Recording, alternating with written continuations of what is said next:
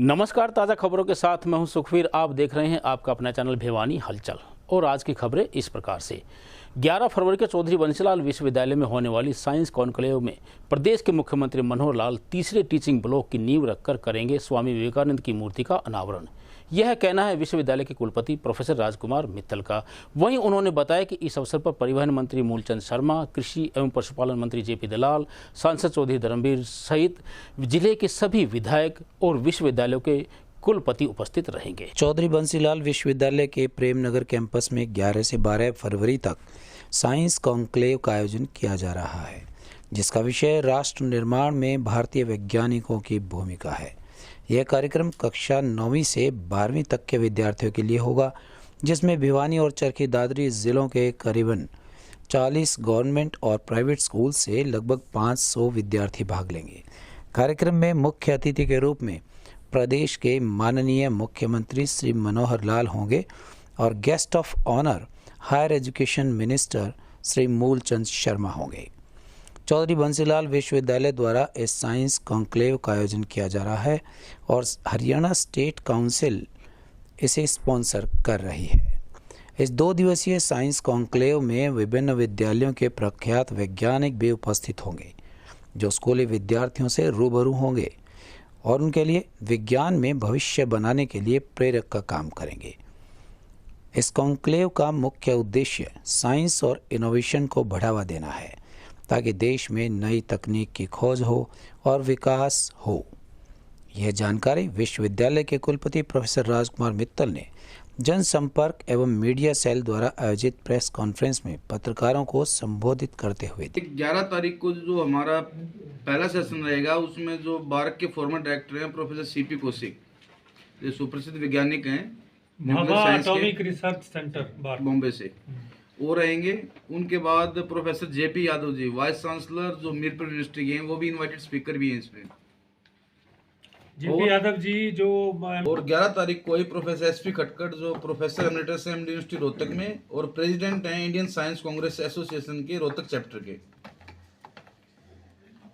40 school जो ये शामिल हो रहे हैं। हाँ जी। प्राइवेट कितने हैं? 500 नहीं बुलाया जी, हमने सबके लिए ओपन किया था ये रजिस्ट्रेशन, तो उसमें 500 बच्चों ने रजिस्टर करवाया है ना, भिवानी डिस्ट्रिक्ट से ज़्यादा।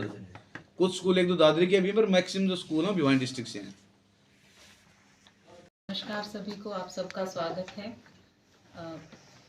जैसा कि वीसी साहब ने और प्रोफेसर सुरेंद्र कौशिक जी ने आप बताया कि 11 और 12 फरवरी को साइंस कॉन्क्लेव हो रहा है चौधरी बंसीलाल यूनिवर्सिटी में, और हम पिछले 1 महीने से वैसे तो तैयारी इसकी कर रहे हैं और पिछले 1 हफ्ते से पूरी ज़ोरों शोरों से इसकी तैयारी चल रही है। हमारे यहाँ मंच लगाया जाना शुरू हो गया है और बच्चों के स्वागत की भी तैयारियां हो रही हैं। 800 के करीब बच्चे होंगे, तो आई कार्ड्स बन चुके हैं उनके। साइंस ड्रामा और पोस्टर प्रेजेंटेशन, और इसके अंदर जो हमारे जो कीनोट स्पीकर रहेंगे वो भारत के फॉर्मर डायरेक्टर हैं, न्यूक्लियर साइंस रिसाइकिल ग्रुप है, वहाँ के फॉर्मर डायरेक्टर हैं प्रोफेसर सीपी कौशिक, जो हरियाणा विज्ञान रत्न अवार्ड से सम्मानित हैं। और उनके अलावा 2 वाइस चांसलर हमारे कुलपति JP Yadav ji, vice chancellor आज यूनिवर्सिटी मीरपुर रिवाड़ी, और professor Tankeshwar Kumar ji, vice chancellor Chaudhary central university Mahendragarh Haryana, एक कीनोट स्पीकर रहेंगे 2 अलग सेशन में। और इनके अलावा हमारे जो एक और स्पीकर हैं जो यूनिवर्सिटी ऑफ लद्दाख के रजिस्ट्रार हैं प्रोफेसर अशोक कुमार जी, और Indian science Congress association Rohtak chapter के प्रेसिडेंट प्रोफेसर एसपी खटकड़, वो भी एक सेशन में कीनोट स्पीकर रहेंगे। और इसके साथ एक जो हमारे यहाँ कुरुक्षेत्र पनोरमा है, वहाँ से जो उनकी मोबाइल वैन होती है एग्जीबिशन के लिए, वो भी 2 दिन के लिए इस एरिया के बच्चों के लिए वो वहाँ पे लाइव मॉडल दिखाएंगे। शिक्षा विभाग द्वारा अध्यापकों के माध्यम से परिवार पहचान पत्र में ठीक करवाई जा रही त्रुटियों के कार्य का निरीक्षण करने के लिए खंड शिक्षा अधिकारी डॉक्टर अनिल गौड़ ने खंड के अनेक गांवों का दौरा किया। इस अवसर पर उन्होंने काम पूरा नहीं करने वाले अध्यापकों को 2 दिन में काम पूरा करने के दिशा निर्देश जारी। सरकार द्वारा इन दिनों पीपीपी का कार्य पूरे जोरों शोरों से करने के आदेश दिए हुए हैं और इस बारे में अधिकारी भी अलर्ट हैं। इसी कड़ी में परिवार पहचान पत्र के कार्य की जांच करने के लिए खंड जिला शिक्षा अधिकारी डॉक्टर अनिल गौड़ ने वीरवार को अनेक गांवों का दौरा किया। वहां विद्यालयों में पहुंचे और परिवार पहचान पत्र पर किए जा रहे कार्यों की समीक्षा की। गौरतलब है कि पिछले दिनों परिवार पहचान पत्र का कार्य अनेक विद्यालयों के शिक्षकों को दिया गया था और काफ़ी कार्य हुआ भी। इसी के चलते कार्य की प्रोग्रेस चेक करने के लिए खंड शिक्षा अधिकारी पहुंचे और इसकी विस्तृत जांच भी की और अध्यापकों को 2 दिन का समय और दिया ताकि यह कार्य सुचारू रूप से पूरा किया जा सके। परिवार पहचान पत्र को लेकर के जो सरकारी गाइडलाइंस है उनको और उच्चाधिकारियों के आदेशानुसार आज हमने यहाँ प्राथमिक पाठशाला हरिपुर का दौरा किया। यहाँ आने पर पता लगा कि ये तो इन्होंने बताया कि हम जो है सुभाष अध्यापक जो हमारे हैं उनके माध्यम से ये काम करवा रहे हैं, जबकि 42 में से 0 दर्शाया जा रहा है ऊपर डाटा। तो हमने यही कहा कि ये डाटा आप कंपाइल करवाएं और विद्यार्थियों को और ज़्यादा मेहनत करवाएं ताकि अच्छे सकारात्मक परिणाम आ सके। तो इससे क्या फायदा का सारा डाटा ऑनलाइन होगा। सरकार कोई भी काम करती है आज ऑनलाइन डाटा तुरंत क्लिक करते ही 1 मिनट में सारी खबर जो है बच्चे की जानकारी उपलब्ध हो जाती है। इससे समय की बचत होती है, पैसे की बचत होती है और एनर्जी की बचत होती है। 10 फरवरी से 12 मार्च तक स्थानीय किरोड़ीमल पार्क में किया जाएगा रॉयल सर्कस का आयोजन। 1 महीने तक चलने वाले इस सर्कस के संचालकों ने पत्रकार वार्ता को संबोधित करते हुए सर्कस के बारे में विस्तार से जानकारी प्रदान की ताकि भिवानी के नागरिकों को इसे ठीक प्रकार से देखने का अवसर प्राप्त हो सके। भिवानी के सेठ किरोड़ीमल पार्क में 10 फरवरी से 12 मार्च तक रॉयल सर्कस का आयोजन किया जाएगा। 1 माह तक चलने वाले सर्कस शो में विभिन्न कार्यक्रम प्रस्तुत किए जाएंगे, जिसकी जानकारी देने के लिए रॉयल सर्कस मैनेजमेंट की तरफ से बुधवार शाम को किरोड़ीमल पार्क में एक पत्रकार वार्ता का आयोजन किया गया। इस वार्ता में बताया गया कि शहर में बच्चों के लिए तो सर्कस है ही, सभी वर्गों के लोग भी इसे देखकर अपना मनोरंजन कर सकते हैं। सर्कस की टीम बहुत मेहनत करती है, जिसका प्रदर्शन पूरी तन्मयता के साथ लोगों के सामने किया जाता है। अपने भिवानी वासियों का रॉयल सर्कस की तरफ से नमस्कार करता हूँ और मैं भिवानी वासियों को बताना चाहता हूँ कि बरसों के इंतजार बाद रॉयल सर्कस आपके शहर में आया है, जो आज तक कभी भिवानी में नहीं आया है। पहली बार रॉयल सर्कस आया है और ये इंडिया का सबसे पुराना सर्कस है, मैं बताना चाहूँगा। और अभी इसका 10 तारीख से हम शुरू कर रहे हैं। 10 तारीख से जब शुरू होगा तो इसके रोजाना 3 शो चला करेंगे, जिसका पहला शो दिन में 1 बजे, दूसरा शो शाम को 4 बजे और तीसरा शो 7 बजे। और इस सर्कस के बारे में आप लोगों को ये बताना चाहूँगा कि ये सर्कस एक तो पुरानी यही है और इसमें जो कलाकार हैं, आपने इससे पहले भिवानी में ऐसा शो कभी नहीं देखा होगा। सर्कस से बहुत आई होंगी यहाँ पे। इस बार हम पहली बार मणिपुर के आर्टिस्ट को लेकर आए हैं, जो इससे पहले जितनी भी सर्कस भिवानी में आई होंगी मैं नहीं जानता, लेकिन उनमें ये नहीं थे, इतना पता है मुझे। और ये भिवानी में पहली बार होगा कि मणिपुर के आर्टिस्ट, जो हमारा मणिपुर का पूरा ग्रुप है, वो यहाँ परफॉर्म करेगा और लोगों को खुश करेगा। और मैं लोगों को ये भी कहना चाहूँगा कि आप लोग प्लीज़ आइए और सर्कस को देखिए, क्योंकि सर्कस अब इंडिया में बहुत कम रह गए हैं और ये कई सालों में एक बार आता है। तो आपने अपने बचपनों में सर्कस जरूर देखा होगा। आपको अपना बचपना जीने का मौका मिलेगा, साथ में आपके बच्चों को भी भारतीय संस्कृति से जुड़ने का मौका मिलेगा। फिल्म, टीवी, मोबाइल की दुनिया में सर्कस अब थोड़ा सा कोशिश कर रहा है कि आपके बच्चों को भी मनोरंजन करे, क्योंकि दिन भर बच्चे मोबाइलों में लगे रहते हैं। कुछ ऐसा मनोरंजन है नहीं, ये लाइव मनोरंजन है। बच्चों को देखने मिलता है, सीखने मिलता है कि सर्कस कैसे होता है, लोग कैसे कलाकारी करते हैं या अपने आप को फिट कैसे रखा जाता है। मौसम क्योसक के प्रयोग से भिवानी वासियों को मिलेगी मौसम के उतार चढ़ाव व तापमान की पूर्ण जानकारी। यह कहना है मौसम विभाग के वैज्ञानिक डॉक्टर देवीलाल का। वहीं उन्होंने बताया कि मौसम क्योसक के द्वारा प्रत्येक फसल का ब्यौरा और आगामी 6 दिनों तक के तापमान, मौसम इत्यादि का पूर्वानुमान इत्यादि की जानकारियाँ मिल सकेंगी। इस बारे में मौसम वैज्ञानिक डॉक्टर देवीलाल ने बताया कि उनके द्वारा प्रयोग किए जा रहे मौसम क्योसक के माध्यम से आगामी 6 दिनों तक के मौसम के पूर्वानुमान की जानकारी मिल सकेगी। वहीं उन्होंने कहा कि इसके प्रयोग से पता लगेगा कि ज़िले में कहां पर कौन सी फसल लगी हुई है। वहीं साथ ही साथ तापमान के उतार चढ़ाव के बारे में भी इससे पूर्व जानकारी मिलेगी और इसी यंत्र के माध्यम से इस तरह की अनेकों जानकारियाँ भी मिल पाएंगी। ये जो है ये मौसम क्योसक है, इसके द्वारा हम क्या करते हैं कि इसमें ऑटोमेटिकली जो सिस्टम अपलोड है, इसमें हमको एक तो मौसम पूर्वानुमान की जानकारी मिलती है। ये जो है पूरे हरियाणा के डिस्ट्रिक्ट शो हो रहे हैं। इसमें जब भिवानी पे करेंगे तो ये भिवानी के मौसम पूर्वानुमान के बारे में बता देगा अगले 5 दिन की। अगले जो है 6 दिन की दिखा रहा है, 8 से लेकर के 13 फरवरी तक। इसमें 9 और 10 फरवरी को आंशिक जो है बादलवाई दिखा रहा है और उसके बाद जो है मौसम को शुष्क दिखा रहा है। इसके साथ साथ अधिकतम और न्यूनतम तापमान में भी इसमें शो हो रहा है। इसके अलावा जब हम बात करते हैं वर्तमान मौसम की, वर्तमान जो मौसम चल रहा है इस पे टिक करेंगे तो हमारे वर्तमान मौसम में अधिकतम तापमान 24 डिग्री सेल्सियस है, न्यूनतम अभी नहीं है, बारिश नील है। इसके साथ साथ इसमें सैटेलाइट पिक्चर शो होती है। इसमें फसल प्रबंधन की जो है खरीफ और रबी दोनों फसलों की सारी फसलें ऐड कर रखी है। जैसे अभी रबी फसल का सीज़न चल रहा है तो इसमें रबी की जो भी फसलें हैं हमारे क्षेत्र की उसमें वो सारी शो हो रही है। जैसे चना की बात करें तो चना की ये जलवायु बताएगा, कैसी जलवायु चाहिए चने को। उसके बाद में ये किस्म कौन कौन सी चने के लिए उपयुक्त है वो बताएगा। वीरवार को स्थानीय बीडीपीओ कार्यालय परिसर में सरपंच एसोसिएशन के द्वारा एक बैठक का आयोजन किया गया। बैठक की अध्यक्षता हरियाणा सरपंच एसोसिएशन के प्रदेश अध्यक्ष रणवीर गिल ने बतौर मुख्य अतिथि पहुंचकर की। इस अवसर पर उपस्थित जिले के सभी सरपंचों के साथ मिलकर उन्होंने आगामी 11 फरवरी को मुख्यमंत्री के समक्ष अपना पक्ष रखने की रणनीति तैयार की।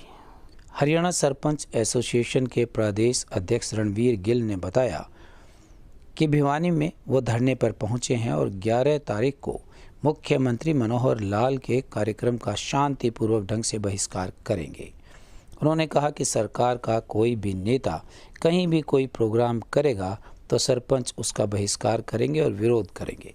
उनका कहना था कि सरपंच जब तक पीछे नहीं हटेंगे जब तक सरकार उनकी मांगों को नहीं मानती है। उन्होंने बताया कि सरपंचों की लड़ाई नहीं है, यह गांव और देहात को बचाने के लिए लड़ाई लड़ी जा रही है। उन्होंने कहा कि सरकार आम जनता को गुमराह कर रही है, सभी लोग परेशान हैं, हर वर्ष में सरकार के प्रति नाराज़गी है। और इसके साथ ही साथ उन्होंने कहा कि सरकार में बीपीएल राशन कार्ड में भी जिन लोगों को ज़रूरत थी उनके राशन कार्ड हटा दिए गए हैं। गांव के विकास कार्य भी रुक गए हैं, इससे गांव में ठेकेदारी प्रथा लागू हो जाएगी। उनका कहना था कि सरकार का कोई भी नेता कहीं भी कोई कार्यक्रम करेगा तो सरपंच उसका विरोध करेंगे। मेरा नाम रणवीर सुमैन है, मैं सरपंच एसोसिएशन का अध्यक्ष हूँ हरियाणा का। और आज मैं भिवानी के यहाँ धरने पर पहुँचा हूँ अपने सरपंच भाइयों के साथ चर्चा करने के लिए। जो 11 तारीख को मुख्यमंत्री जी का प्रोग्राम है, हम शांतिपूर्ण तरीके से उस प्रोग्राम का विरोध करेंगे। ये हमने पहले भी बोल दिया था मीडिया के माध्यम से कि हम किसी भी नेता को, सरकार के किसी भी नेता को कहीं भी कोई प्रोग्राम उनका वो करेंगे तो हम उनका पूर्णतः विरोध करेंगे जब तक हमें हमारे अधिकार वापस नहीं दिए जाते। मेरा नाम अंकित है, तिंजोखरा से सरपंच हूँ और तोशाम ब्लॉक एसोसिएशन से हम हैं। और यहाँ जो हम इकट्ठे हुए हैं रणबीर जी की अध्यक्षता में, प्रधान जी की अध्यक्षता में, हमने जो 11 तारीख का खट्टर जी का जो प्रोग्राम है उसका पूर्णतः विरोध करना है। शांतिपूर्वक विरोध होगा जैसा कि प्रधान जी ने बताया। एक राइट टू रिकॉल को लेकर स्पेशली बहुत बड़ी जो समस्या है राइट टू रिकॉल, हम ये नहीं बोलते ना हमारे अंदर से कोई सरपंच बोल रहा है कि राइट टू रिकॉल नहीं रहना चाहिए। अगर रहता है तो सबसे पहले वो लागू हो एमपी पे, एमएलए पे, सरकार पे पहले लागू हो, उसके बाद में हमारे ऊपर लागू करें, हमें कोई दिक्कत नहीं है। दूसरा ई टेंडरिंग का, ई टेंडरिंग से पीछे भी इतने काम हुए हैं जैसा कि हमारे प्रधानों ने बार बार बताया है कि 2 साल के दौरान जितने भी काम हुए हैं वो सरपंच नहीं थे उस टाइम पे, सारे के सारे काम डिपार्टमेंटल हुए हैं और उन्हीं अधिकारियों के भरोसे काम हुए हैं जिन अधिकारियों के भरोसे अब कामों को छोड़ा जा रहा है। तो वहां पे जब अगर पारदर्शिता 2 साल के दौरान ही नहीं थी तो वो पारदर्शिता कहां से आ जाएगी। हम आज भिवानी के धरना स्थल पर पहुंचे।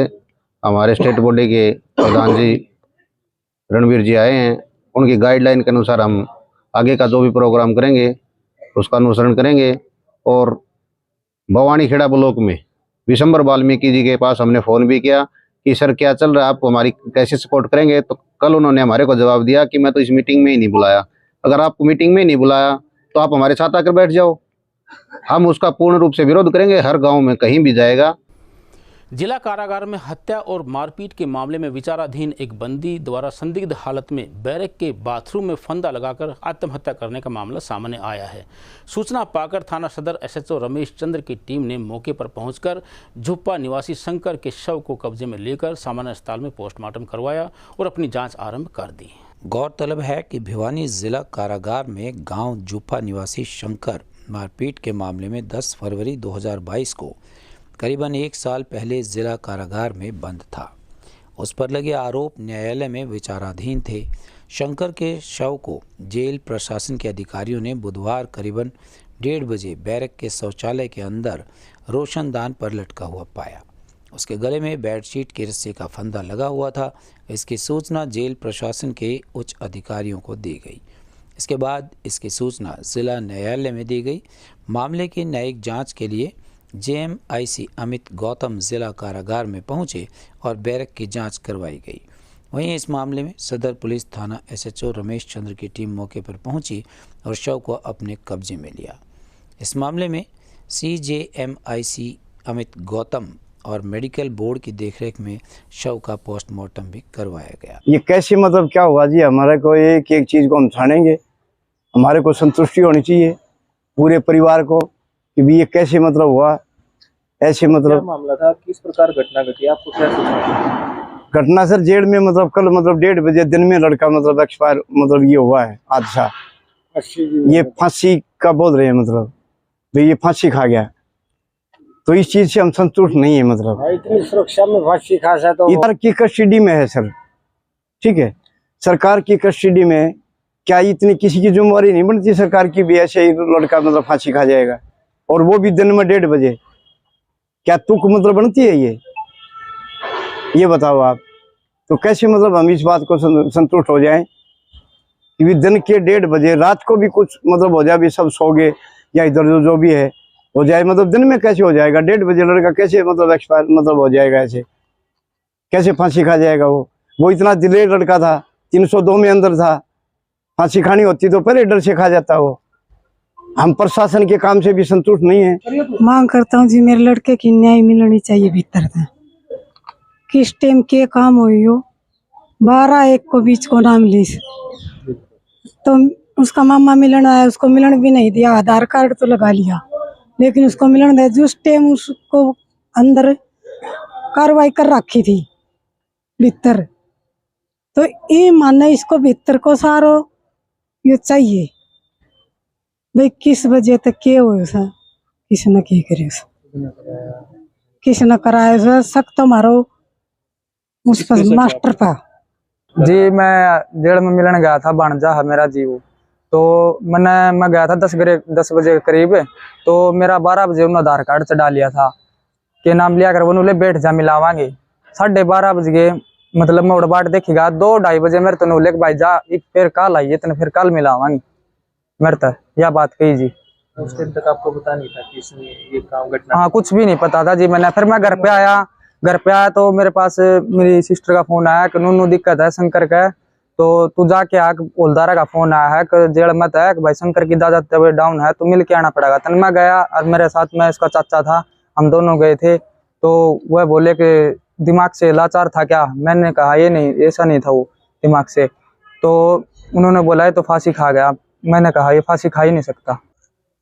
कल दिनांक 8/2/2023 को जेल प्रशासन की तरफ से थाने में इतला मिली थी, भाई शंकर नाम का एक हवालाती है जो 302 में 2022 से बंद था, उसने आत्महत्या कर लिया फांसी लगा के। जिस आधार पर वहाँ मजिस्ट्रेट साहब श्री अमित गौतम की मौजूदगी में जाकर फैसिलिटी ले जाकर वो कार्रवाई की गई तथा डेड बॉडी का मजिस्ट्रेट साहब की निगरानी में पोस्टमार्टम करवाया गया है और जो इंक्वायरी जारी। अग्निशमन विभाग को आगजनी की घटनाओं को रोकने के लिए मिली 2 नई फायर ब्रिगेड की गाड़ियां। इस बारे में विभाग के अधिकारी ताराचंद ने बताया कि दोनों गाड़ियों को सिवानी उपमंडल के अग्निशमन विभाग को भेजा जाएगा, जहां पर केवल एक ही गाड़ी उपलब्ध थी। फायर ब्रिगेड स्टेशन भिवानी में सिवानी उपमंडल के लिए 2 और गाड़ियां मिली हैं। स्टेशन ऑफिसर ताराचंद का कहना था कि सिवानी में पहले एक गाड़ी उपलब्ध थी, जिससे बहुत ज़्यादा परेशानी हो रही थी। आसपास के गांवों में और भिवानी से सिवानी जाने में गाड़ियों को काफ़ी समय लगता था। उन्होंने बताया कि बुधवार को 2 गाड़ियां और उपलब्ध करवाई गई और आने वाले समय में भिवानी ज़िले में यदि कहीं कोई किसी प्रकार की आगजनी होती है तो उसके लिए फायर ब्रिगेड की टीम सदैव ही मुस्तैद रहती है और अब गाड़ियों की उपलब्धता भी रहेगी। सिवानी के नज़दीक ग्रामीण और सिवानी के लिए बहुत बड़ी सुविधा उपलब्ध हुई है, क्योंकि जब तक ये गाड़ियां भिवानी से सिवानी तक जाती थी तब तक सब कुछ जलकर राख भी हो जाता था। अभी सिवानी के लिए 2 नई गाड़ियाँ मिली हैं जो सिवानी स्टेशन पर हैं। अब आने वाले सीजन में उनके लिए भारी दिक्कतों का सामना नहीं करना पड़ेगा, क्योंकि पहले आग लगती थी तो भिवानी से गाड़ियाँ जाती थी। भिवानी से गाड़ियाँ जाने में टाइम लग जाता था, तब तक फसल वगैरह ज़्यादा बर्बाद हो जाती थी। अब कुछ हद तक बहुत कंट्रोल हो जाएगा। वहाँ से 2 गाड़ियाँ और नई मिल गई हैं। पहले सिवानी में एक भिवानी से भेजी टेम्परेरी एक गाड़ी थी सिवानी। आज की खबरों में बस इतना ही। अब मुझे दीजिए इजाज़त। देखते रहिए आपका अपना चैनल भिवानी हलचल।